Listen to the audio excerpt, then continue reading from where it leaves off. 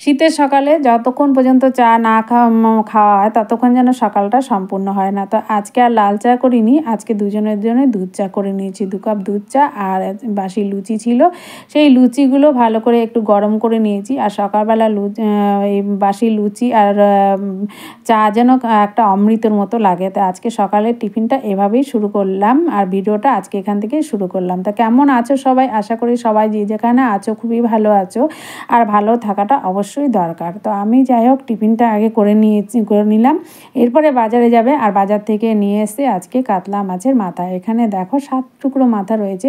এই 7 টুকরো মাথা আমি ভালো করে ধুয়ে পরিষ্কার করে নিয়েছি। মাথা ভালো করে না ধুলে আষ্টানি গন্ধ ছাড়ে। তো যাই হোক এতগুলো মাথা লাগবে না, কিছুটা মাথা আমি রেখে দিয়েছি আর কিছুটা মাথা আজকে বাঁধাকপি দিয়ে করব। তার জন্য কতগুলো বাঁধাকপি কেটে নিয়েছি। আর আমি একটা কড়াইতে বাঁধাকপিগুলো দিয়ে তার মধ্যে লবণ হলুদ দিয়ে আমি ভালো করে একটু ঢেকে দেবো, গ্যাস কমিয়ে দিয়ে অবশ্যই। আর এটা আস্তে আস্তে হোক। আর এদিকে আমি পাশের কড়াইতে তেল দিয়ে তার মধ্যে জিরে, তেজপাতা, শুকনো লঙ্কা ফোড়ন দিয়ে দিয়েছি। এরপরে আলুগুলোকে লবণ হলুদ মাখিয়ে আমি একটু ভালো করে লাল লাল করে ভেজে নেব। ভেজে নেওয়ার পরে আলুগুলো যখন তুলে নিয়ে আর তারপরে মাছের মাথাগুলো লবণ হলুদ মাখিয়ে ভালো করে তারপরে তেলের মধ্যে দিয়ে দিয়েছি। আর মাথাগুলো ভাজতে ভাজতে আমি কিছুটা মশলাও করে নিয়েছি, সেটা দেখানো হয়নি। জিরে, তেজপাতা, শুকনো লঙ্কা, আর শুকনো লঙ্কা না, কাঁচা লঙ্কা বেটে নিয়েছি। আর এদিকে দেখো কড়াইয়ের মধ্যে আমি মাছের মাথাগুলো বেশ একটু লাল লাল করে ভেজে নেব।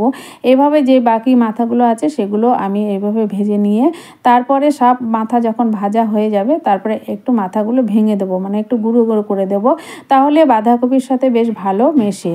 তো যাই হোক দেখো মাথাগুলো আমি বেশ ভেঙে দিয়েছি। এরপর ভাঙার পরও লাল লাল করে আমি ভাজবো। দেখো এখনও পর্যন্ত মাথার ভেতরে কাঁচা ভাবটা রয়ে গেছে। তো সেগুলো আবার ভালো করে ভেজে নিয়ে তারপরে যে মশলাটা বেটেছিলাম সেই মশলাটাও দিয়ে দেবো এই মানে মাথার ভাজার মধ্যে।